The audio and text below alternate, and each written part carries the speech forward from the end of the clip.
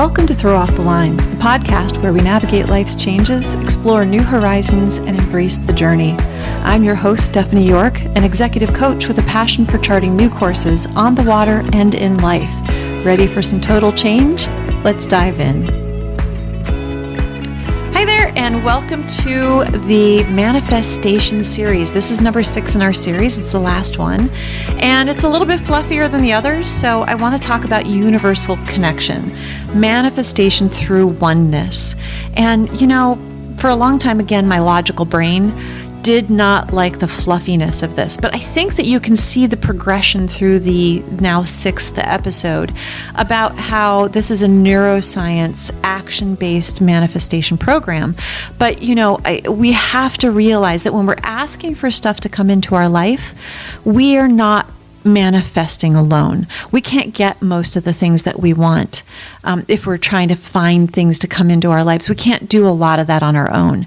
All the work it takes to manifest correctly, we have to do that work on our own, working hand in hand with our subconscious and our brains.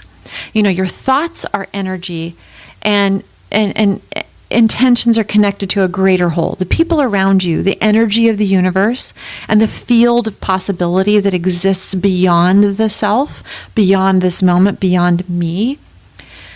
All of that is part of manifestation through oneness.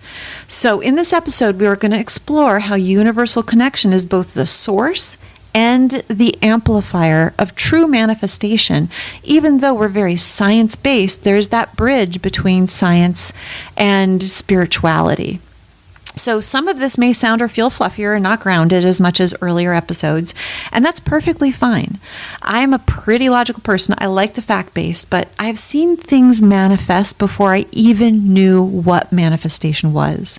I did not know I was manifesting, and bam, I got stuff I shouldn't have manifested, and I got stuff that holy cow, I didn't know existed. And, I have examples in my own life that just seemed too clear that something bigger was working for me to dismiss the connections and the oneness of it all.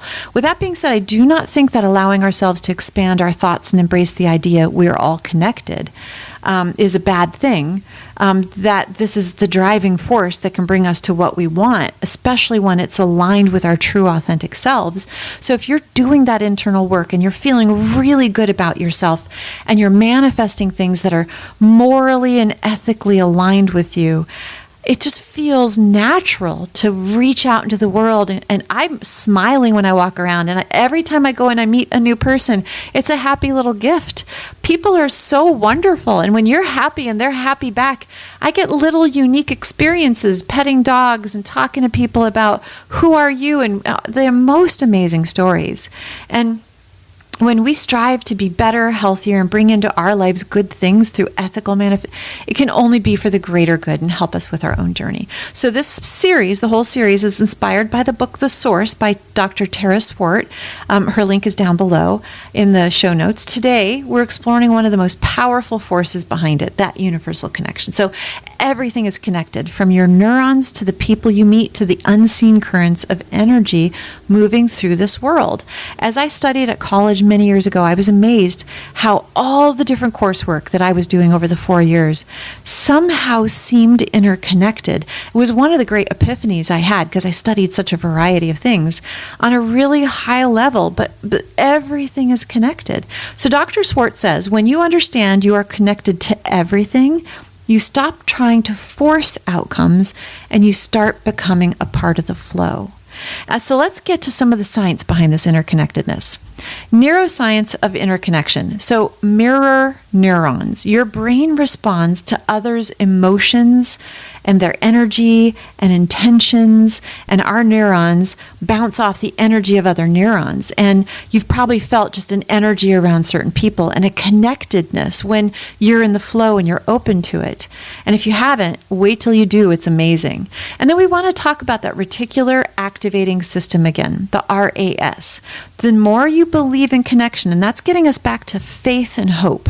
Faith and hope in the process. And when you're registering the little wins, boy, we are able to kind of lower the stress levels and raise the prefrontal cortex.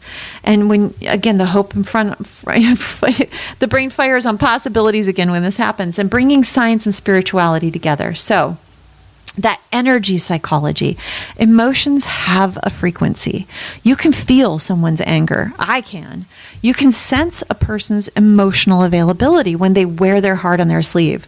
There's a frequency to joy, and there's a massive frequency to grief. As humans, we can feel it, unless we've become numb and cut off. And if that's the case, you're probably not listening to this podcast. But if we're afraid of feelings, we might not be as open to manifestation. So working on your own sense of safety and moral and ethical center will then allow you room to feel other people's emotions. And it gets really tingly when you're in a group of everybody is emotionally available. It's pretty incredible. So the law of resonance is another neuroscience-based thing. Like attracts like. This is a fact. What you emit, you receive. Mirror out into the world what you want, and the world will mirror back at you. You see these people who go into these situations where they're angry. They've bottled up a lot of anger, and they're a trigger hair away from being angry. You can feel it from them. And then you bump into them, and then they just go off. And so they came out angry. They are grumpy at the world. And so they're going to only see grumpy, angry things projected back at them. And that's so sad. It's such a place of fear. So when I walk out into the world and I'm happy and I'm uplifted and I'm bumping into angry people. I can't fix them. But when I come out and people are maybe not happy, but I'm smiling and I say hi and I say good morning and we talk about, I mention something and they mention something and we have such a great interaction. And that's the law of resonance. Like attracts like. So be what you want to attract. And then you'll see, if I'm frowning walking around in the world, people are frowning back at me. If I'm walking around happy and smiling, people smile back at me. And I just love it. So another thing we want to think about is the brain and body in unity. When you're in alignment with universal energy, peaceful, grateful, open, your nervous system regulates and your manifesting power increases just exponentially. And finding a way to quiet the nervous system, feel the peace, and work towards the actions you have laid out for yourself from the very first episode to now, you can bring these things into your life. The brain-body unity connection. I'm whole. I'm in alignment with my ethics. I feel good about the direction my things are going. I'm working every day towards manifesting better things in my life. I'm letting go of bad habits. I'm creating new neural pathways, and I am aligning with things. How could it not bring good things to you? And you are not separate. Your thoughts influence your actions, which influence others. We're not separated from other people. Think about it. If I am happy, smiling, and experiencing a nice day, then the people I encounter as I go about my life seem to be happy, nice, and supportive kind. If I'm grumpy, I only see these grumpy people. Manifesting and being in a great place becomes something they can feel. You get to alter the emotions in a given situation frequently. You can bring into an event or a meeting or an opportunity good things. It's a powerful thing to be able to do. The universe is responsive, not random. Be open to the fact that you can draw into you the good. Let it come to you and feel it. Be open to the fact when you go out into the world and open yourself up to having good things come to you, you'll be so amazed at the circumstances and coincidences that happen. I am daily. So everything is relationship. Your job is to move in alignment with others, not in competition with them. This goes back to being in harmony and coming from an ethical place and understanding there's enough for all of us. The zero-sum game has been sold to us so that we feel empty and we need to buy more. We do not need to buy more. We need basic needs met, but we don't need 500 shirts and 50 pairs of shoes. This is a hole inside of yourself that I'm hoping through this manifestation you're learning you need to work on filling up yourself, because it will never get filled up with things or alcohol or drugs or using people. And so I just don't want to get off track. There's enough for all of us in the world. So the algorithms are trying to make us feel lack. we're going to fight back with that. We are trying to fill an emptiness. We're going to try and fill that up now, here in the present moment. We need so much less. In the past, I would rush around and get to the bar and order a drink, and then I would want to talk to my friends, but by the time I had 3 drinks, I was just a silly person and nobody had fun talking to me.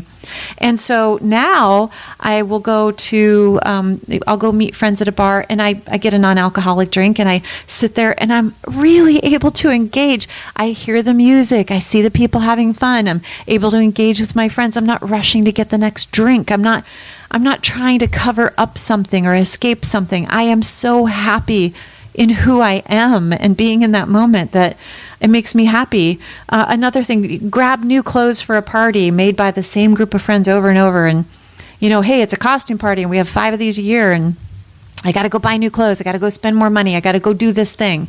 Well, you know what? Stop rushing around. Look at what you have. I put a moratorium on purchasing things because I'm traveling around the world and sailing on boats, and I can't take very much with me.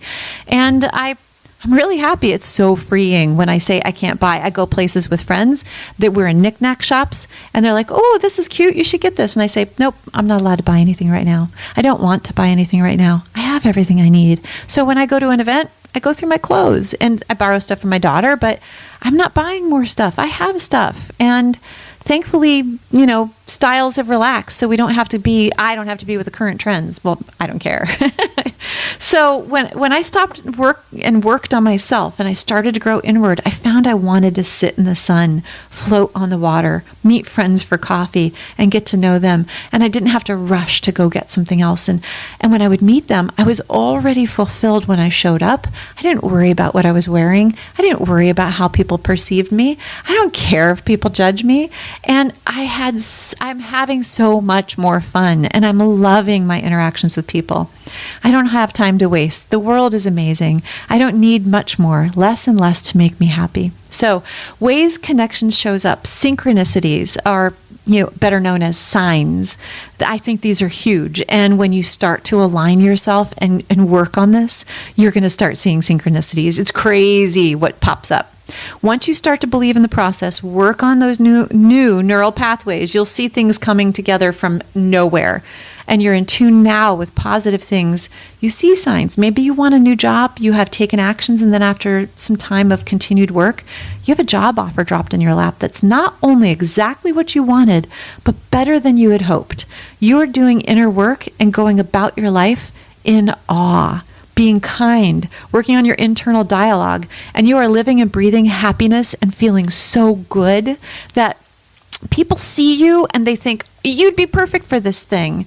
Then, wow, you meet someone, exactly what you wanted in a person. They say things happen when you stop looking, but they happen because you let it happen. You stepped back and you didn't worry, and then they showed up and you had faith and you worked on yourself.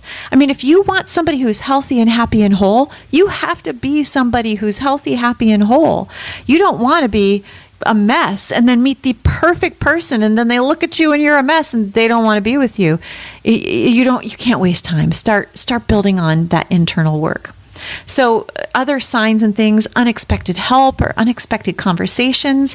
I cannot tell you how many times people come out of nowhere to help me on my journey. It's crazy. It all works out. I trust and I believe and just float it out there, trying to be the best version of myself. And it's so much fun. This is fun. It's like my own little clue game. And I'm just putting it out there, and I'm going to be sharing more of my manifestation journey in between these episodes. So let's see what happens. I've got some big projects, so I don't know. I'm a little scared of how much I'm asking for because I might not be prepared, but I'm going to walk through those doors that open up. So when you're feeling a strong pull towards someone or something, that's a sign. That's a synchronicity. And you might be afraid, but let's do that inner work. It's a block. I'm afraid. I'm not prepared. Nope. Go for it. You're self-sabotaging yourself. Stop it. Go back and listen to those 9 blocks that so often happen that keep us from manifesting. Work through those blocks again. And if, if you are new to manifesting, be careful what you have strong pulls to as well. I say this to a lot of my people who are recently trying to change big, strong behaviors. Like maybe they don't want to drink anymore and they're canceling alcohol in their lives. And so be careful what you're drawn to. I had somebody who was really manifesting for herself, and she was drawn to this yoga retreat. And then she went to the yoga retreat and she really wanted to meet somebody, and she met this guy, and she was so excited because he was in alignment. He's a yoga and he's all this, but she was vulnerable and she was way wide open. And this person wasn't exactly who she thought it was. She thought, oh, this person's at a yoga retreat, they must be amazing. But she wasn't in alignment necessarily with herself. She put too much on that other person, and you have to create some stability. So just be careful how strong a pull something is, and step back and see if it truly is in alignment with your values and your manifestation and your actions. But you're going to see these strong pulls towards things and people. Step into them if you feel like they're good. You're going to find yourself within a month, probably in a place you never expected, and just go, wow, wow, I can't believe this. But when you're working hard and doing the journaling and opening up to the actions you need to do to get closer to what you want, you will find people aligning with you. It's just magic. It feels crazy when it starts to happen, and then you start to look for it. So Dr. Swart's insight on this is when you make decisions in alignment with your higher self and the greater good, opportunities seem to flow to you more easily. And because you've done all this work, your prefrontal cortex is being creative. Your fear is being tempered down. You're working hard at overcoming blocks and barriers. And now you're open to this. So the universe, you're seeing things more clearly. It's just a miracle. So 4 steps we're going to include to find a universal connection through your practices and manifestation. Step 1, connect with others mindfully. Speak your goals aloud to someone who supports you.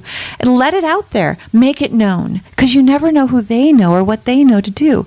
You never know who knows someone who can help you. Speak it out loud and make it manifest.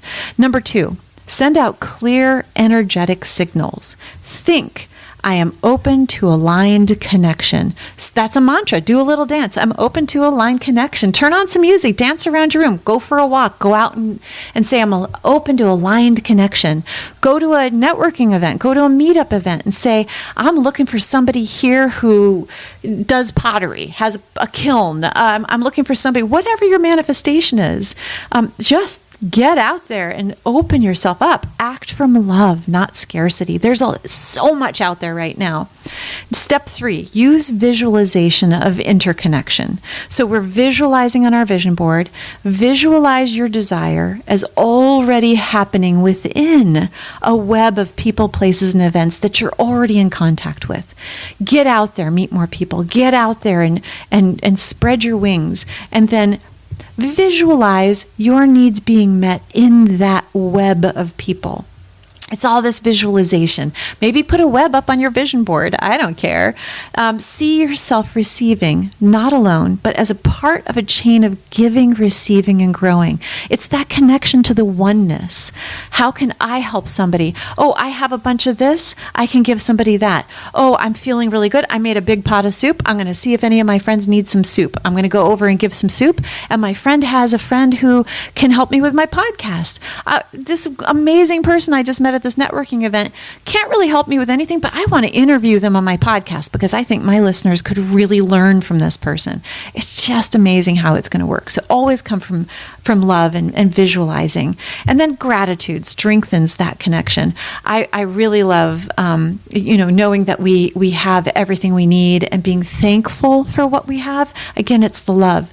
It's giving love back out to the universe and to the people who help us and help us manifest. And it's an energetic language of connection. It keeps you tuned to what's working and what's showing up and what's already aligned.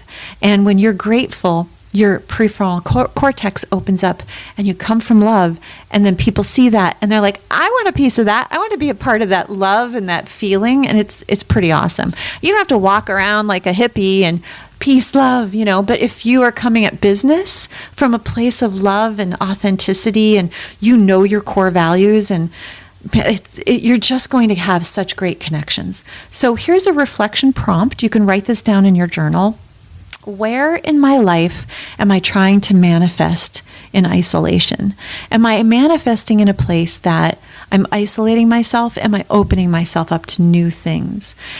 And what opens up when I remember I'm connected to something greater? So think about it. Where am I isolating?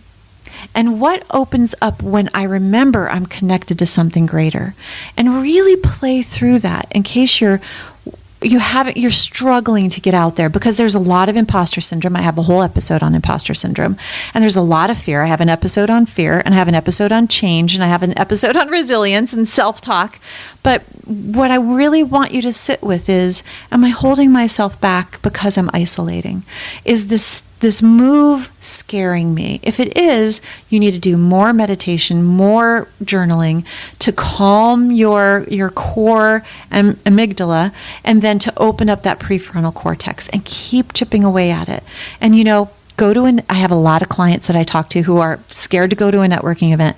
Go to that networking event, talk to one person, and then you're allowed to leave. And you went. And that's a win. That's a victory. Put that in your journal up in the top right corner in a red pen. And then you can count that. And then your brain says, oh, that wasn't that bad. You did great. You met somebody. You achieved what you wanted to achieve. You manifested that. That happened. You did an action. So really, where am I isolating in this manifestation? And what opens me up when I remember I'm connected to something greater? So work on that. And here is a connection challenge for the next 7 days. Do one intentional action each day that honors your connection to others. Reach out to someone. Express gratitude to somebody for something. Tell somebody you love them. Tell somebody, thank you so much for doing that. Thanks for meeting me for coffee. Reach out and express gratitude, and then help someone else move closer to their dream. I pick up a client here and there who I know is really struggling and doesn't have the money to help me out. And I'll do a month of coaching just to get them on their feet. And then they refer me somebody, because we all have to give back in this life. We all have something to give, and that's my purpose. So, work on that connection challenge. Do something every day, and that's going to provide more wins to build more hope and belief in this system. And finally, I want a closing mantra for you from this manifestation episode. So say to yourself, I am connected to everything I need, and everything I need is connected to me. And say that over to yourself. I'm connected to everything I need, and everything I need is connected to me. And really feel that connection. And again, visualize the spider web. Put that up on your vision board. So just realize manifestation isn't a solo game. You're a thread in a much larger tapestry. I have some family and friends who are skeptical. I get it. I really, really do. And being more logical, I think this is wish upon a star stuff from a fairy tale, but I've seen manifestation work in my life, and I didn't even know what it was. And I'm going to be doing ongoing manifestation check-ins, and I would love to know what you're doing to manifest in your own life. Share it with me if you don't have anybody to share it with. I was afraid, sometimes I was sharing my podcast with people and they were just shooting me down and making me feel bad about it. So if you need somebody to share manifestation with, share it with me. Tell me what you want to manifest and get it out there. Who knows? I might know somebody who could help you and lift you up, and I could share a link with you. And when we share back and forth, we all gain so much. And let's see how we're interconnected. I think that this is just a great movement. So thank you for listening to our series. And it's been a lot of fun turning what is sometimes considered a fluffy practice by me as well into an actionable thing that helps me continue to grow and change and lead a healthier, happier, more purposeful, driven life. Besides, what do you have to lose by trying this? I don't have anything to lose. I only have to gain. So I want you to send any questions you may have to info@throwoffthelines.com. And again, try to manifest your best life. I'm telling you, my purpose-driven life, I am the happiest I have been since I was a young girl. And it's because I've been doing the work. And I'm here for it if you want to have any questions or anything. But until next time, the next episode, throw off those lines that are holding you tied down and get out and have a total total day, and just take care. Thank you for joining me on Throw Off the Lines. If you enjoyed this episode, don't forget to subscribe for future episodes and extras, and leave a review, share it with someone who needs a total inspiration. You can also find us on Facebook or Instagram and our Throw Off the Lines website. If you want to be a guest or have questions for the host, sign up on the website and we'll get back to you. Until next time, throw off those lines and live your best life.